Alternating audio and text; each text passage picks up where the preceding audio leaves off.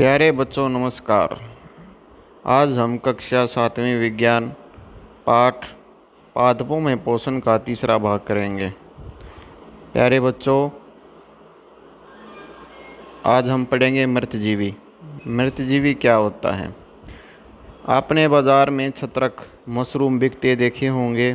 चित्र 1.7 वर्षा के दिनों में वृक्षों की सड़ी गली टूटी टहनियों अथवा तनों या छाल पर छाते के समान संरचनाओं के गुच्छे भी आपने देखे होंगे। आइए देखें कि जीवन यापन हेतु इन्हें किस प्रकार के पोषकों की आवश्यकता होती है और ये उन्हें कहाँ से प्राप्त होते हैं। बच्चों, आपने मशरूम देखी होगी और खाई भी होगी। ये देखिए, इस तरह का चित्र होता है। ये इस तरह की संरचना होती है। ये छाते की तरह संरचना है। इस तरह ये पैकेट में आती है। तो बच्चों, क्रियाकलाप 2 हम देखते हैं।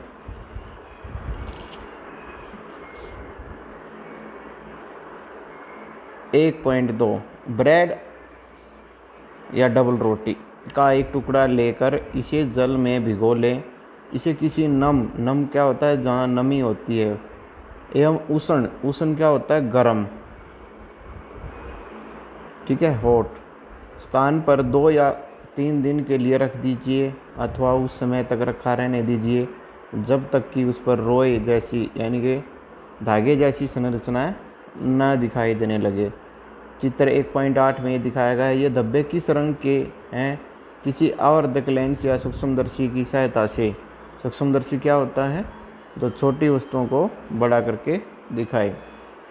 बच्चों, अपने प्रेक्षण को नोटबुक में लिखिए। बहुत संभव है कि आपको रुई के धागों की समान संरचनाएं दिखाई पड़ें।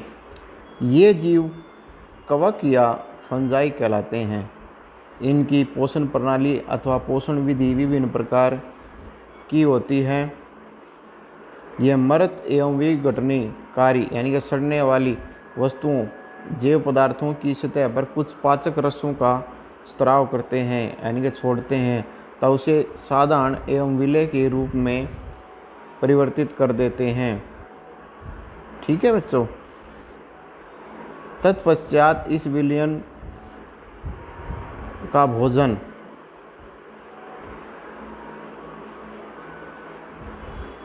अवशोषण के रूप में अवशोषण करते हैं।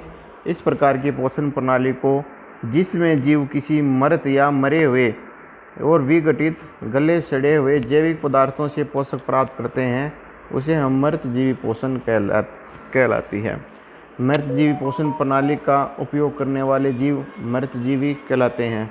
तो बच्चों, मृतजीवी आपको समझ में आ गया। वह मृतजीवी वे जीव होते हैं जो किसी मरे हुए या गले सड़े हुए पदार्थों के द्वारा अपना निर्वाह करते हैं। कवक, फंजाई, अचार, चमड़े, कपड़े एवं अन्य पदार्थों पर उगते हैं। ये उन स्थानों में भी उगते हैं जो नम और उष्ण हो। कवकों की वृद्धि के लिए वर्षा ऋतु सबसे अच्छी परिस्थितियां प्रदान करती हैं। इसी कारण वर्षा ऋतु के दौरान अनेक वस्तुओं कवकों की वृद्धि के कारण नष्ट अथवा अनुपयोगी हो जाती हैं। अपने अभिभावकों से कवक द्वारा होने वाले नुकसान पर चर्चा कीजिए। पहेली को याद है कि उसके सुंदर जूते, जिन्हें वह विशेष अवसरों पर पहनती थी, वर्षा ऋतु में कवक के कारण खराब हो गए। वह जानना चाहती है कि वर्षा ऋतु में कवक अचानक कैसे प्रकट हो जाते हैं। तो देखो बच्चों, सामान्यतः कवकों के जो बीजाणु हैं वो वायु में उपस्थित होते हैं। जब वह किसी ऐसे जैव पदार्थ अथवा उत्पाद पर बैठते हैं जो नम एवं उष्ण हो, तो वे अंकुरित होकर नए कवक को जन्म देते हैं। यानी कि जहाँ पर नमी ज़्यादा हो, गर्मी हो, तो वहाँ पर ये जल्दी से वृद्धि करते हैं। क्या आप बता सकते हैं कि हम अपनी वस्तुओं को कवक द्वारा खराब होने से किस प्रकार बचा सकते हैं? बूझो को याद है कि उसके दादा जी ने बताया था कि एक बार उनकी गेहूं की फसल कवक द्वारा नष्ट हो गई थी। वह जानना चाहता है कि क्या कवक रोग कारक भी होते हैं। ठीक है बच्चों, तो यहाँ तक समझ में आ गया होगा आपको। तो आगे देखो, पहले ही ने बताया कि यीस्ट एवं छत्रक जैसे अनेक कवक उपयोगी भी हैं, परंतु कुछ कवक पादपों, जंतुओं, मनुष्य में रोग उत्पन्न करते हैं। कुछ कवकों का उपयोग हम औषधि के लिए भी करते हैं, तो कुछ कवक हमारे लिए अच्छे भी होते हैं। कुछ जीव एक दूसरे के साथ रहते हैं तथा अपना आवास क्या होता है, रहने का स्थान, पोषक तत्व एक दूसरे के साथ बांटते हैं। इसे हम सहजीवी संबंध कहते हैं।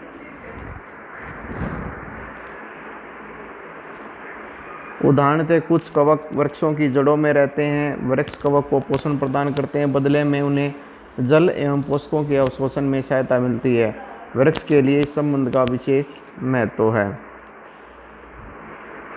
तो बच्चों, लाइकेन कहे जाने वाले कुछ जीवों में 2 भागीदार होते हैं।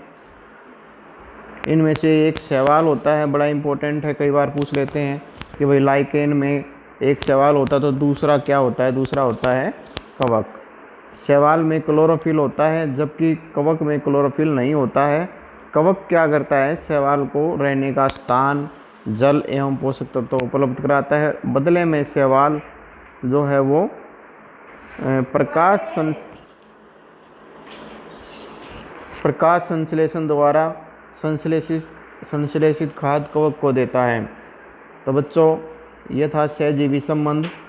अब इसके बाद हम आगे पढ़ेंगे कि मृदा में पोषक तत्वों की जो है वो पुनः पूर्ति यानी कि दोबारा से वो कैसे होते हैं। क्या अपने किसानों को अपने खेतों में खाद अथवा मालिकों को बगीचे के लान एवं बंगलों में जो गमले होते हैं खाद एवं उर्वरक डालते हुए देखा होगा? क्या आप जानते हैं कि वे इन्हें मृदा में क्यों मिलाते हैं?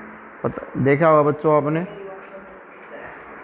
आप पढ़ चुके हैं कि पादप मृदा से खनिज पोषक तत्व अवशोषित करते हैं, अतः मृदा में उपस्थित इनकी मात्रा लगातार कम होती जाती है। तो बच्चों क्या होता है, जब हम खेत में लगातार खेती करते हैं तो कुछ पोषक तत्वों की कमी हो जाती है। तो फिर इन पोषक तत्वों की कमी को दूर करने के लिए किसान खेत में उर्वरक और खाद डालते हैं। इनमें क्या होता है, नाइट्रोजन, पोटासियम, फास्फोरस जैसे पोषक होते हैं।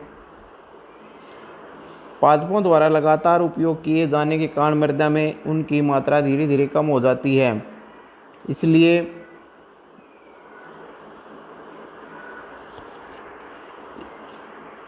इसलिए मृदा को इन पोषक तत्वों से समृद्ध करने के लिए भूमि में हम उर्वरक और खाद मिलाने की आवश्यकता होती है।